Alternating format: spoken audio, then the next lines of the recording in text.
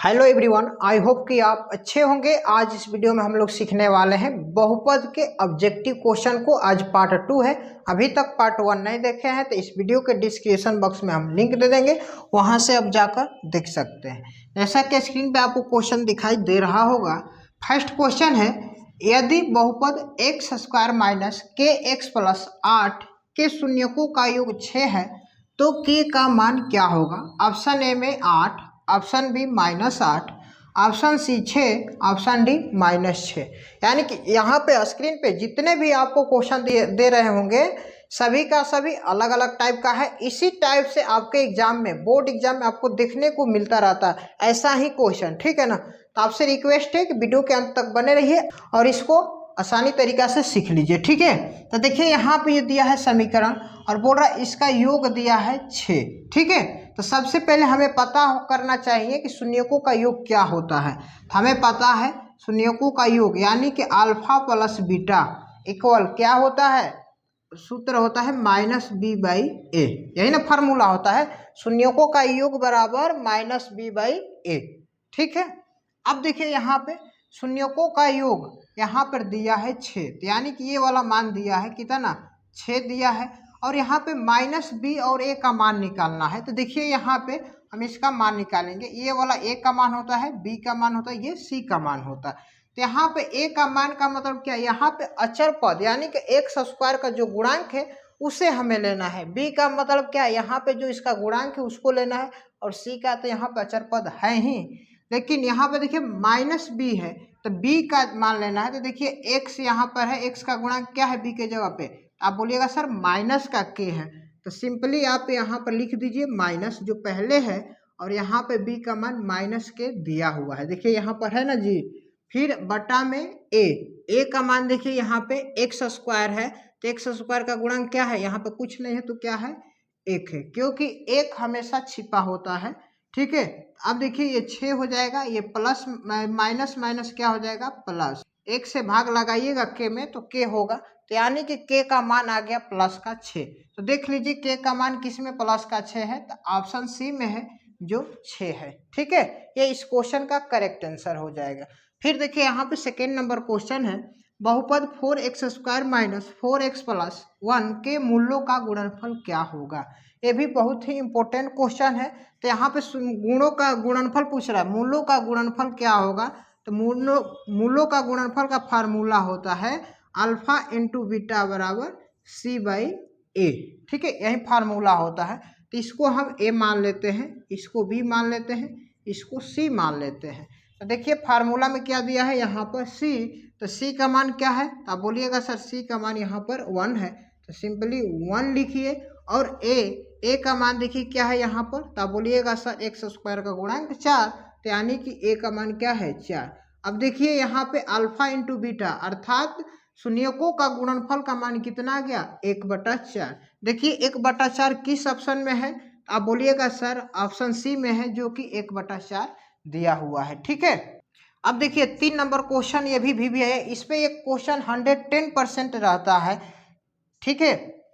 यदि alpha plus beta द्विघात बहुपद f(x) बराबर x² माइनस 5x प्लस 7 के मूल हो तो 1/अल्फा प्लस 1/बीटा का मान क्या होगा।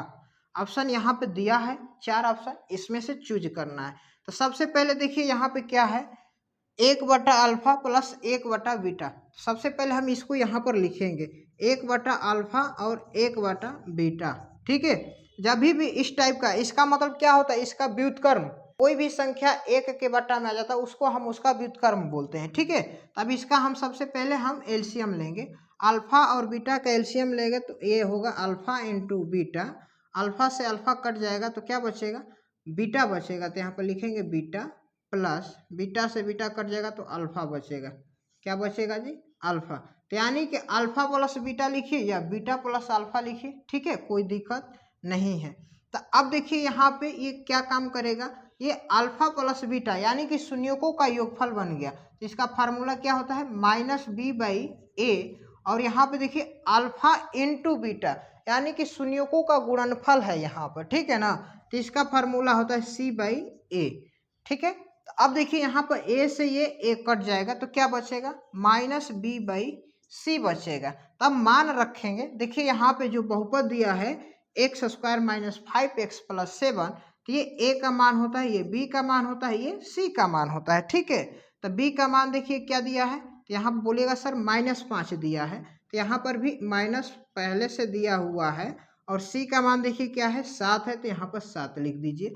अब ये माइनस माइनस क्या हो जाएगा, प्लस का 5/7, यानी कि यहाँ पे 1 अल्फा प्लस 1 बीटा का मान क्या निकल कर आ गया, +5/7। देखिए किस ऑप्शन में दिया है +5/7, आप बोलिएगा सर ऑप्शन बी में है जो कि 5/7 है। आई होप कि ये भी क्वेश्चन आप लोग को समझ में आ गया होगा। ठीक है, चलते हैं नेक्स्ट क्वेश्चन की तरफ। द्विघात बहुपद एक्स स्क्वायर माइनस 3 के शून्यक हैं, यानी कि इस टाइप का जब भी क्वेश्चन देगा तो ध्यान से समझ लीजिएगा। यहाँ पर हम लिखते हैं एक्स स्क्वायर माइनस का 3, ठीक है। शून्यक जब भी बोलेगा तो इसके बराबर में हम 0 लिखकर इसका मान निकालेंगे। देखिए जैसे में एक्स स्क्वायर बराबर, ये माइनस का 3 है, बराबर का उधर जाएगा तो क्या होगा, प्लस का 3, और यहाँ पे स्क्वायर है तो एक्स की वैल्यू हम निकालेंगे तो जो स्क्वायर होता है बराबर का उधर जाएगा तो अंडर रूट में हो जाता है। जो अंडर रूट में होता है वो प्लस और माइनस दोनों का मान होता है, तो यानी कि हम इसको इस तरह भी लिख सकते हैं, एक बार +√3 और इसको एक बार लिख सकते हैं -√3। अब देख लीजिए किस ऑप्शन में है एक्स का मान, यानी कि +√3 और -√3। देखिए किस ऑप्शन में है, तो आप बोलिएगा सर ऑप्शन बी में है -√3 और +√3, जो कि यही इस क्वेश्चन का करेक्ट आंसर हो जाएगा। ठीक है, अब लास्ट क्वेश्चन है यहाँ पे, निम्न में कौन बहुपद नहीं है। ये वाला टाइप बहुत ही इंपॉर्टेंट है। इस टाइप में बहुत सारे बच्चे क्या करते हैं, बहुत ही गलतियां करते हैं। तो ध्यान से हम एक ट्रिक बता रहे हैं, इस ट्रिक को आप समझ लेते हैं तो समझ लीजिए आज के बाद कोई भी बहुपद चुनने में आपको गलती नहीं होगी। ठीक है ना, तो याद रखिएगा बहुपद हमेशा, बहुपद जो भी होगा ना, बहुपद यानी कि जो चर पद होता है, चर पद किसको बोलते हैं, जो लेटर में होता है, जो XYZ होता है, ए से जेड के बीच में कोई भी चर पद होता है वो कभी भी बट्टा में नहीं होता है, यानी कि फ्रैक्शन के रूप में नहीं होता है। फॉर एग्जाम्पल मान लीजिए 1/x, यानी कि ये चर पद क्या हो गया, बट्टा में हो गया। जब ये बट्टा में आ गया, भिन्न में आ गया, अंश बटा हर के रूप में आ गया, तो ये क्या होगा, ये बहुपद में नहीं होगा। दूसरा कंडीशन क्या होता है, जब कोई भी चर पद क्या होता है, अंडर रूट में नहीं लिखा जाता है। क्या होता है, अंडर रूट में नहीं लिखा जाता, यानी कि यहाँ पर x है, √x, तो भी जिसमें होगा इस टाइप का क्वेश्चन तो समझ लीजिएगा वो बहुपद में नहीं है। समझ पा रहे हैं बात को। पहला नियम कि किसी भी संख्या के बटा में चर पद नहीं होगा, और दूसरा नियम है किसी भी रूट में, यानी कि रूट में कोई भी जो मान होगा ना चर पद का वो नहीं होना चाहिए। जब ये हो जाएगा तो ये क्या होगा, बहुपद में नहीं होगा। तो आइए देखते हैं यहाँ पे, तो यहाँ पे ए नंबर ऑप्शन है √5x² माइनस 3√2x + 1, यानी कि ये बहुपद में है, क्योंकि दोनों में से कोई ये नियम काम नहीं कर रहा है। लेकिन यहाँ पे बी में देखते हैं x + 1/x। अब देखिए यहाँ पे 1/x क्या है, यानी कि x चर पद है जो क्या है, बटा में है।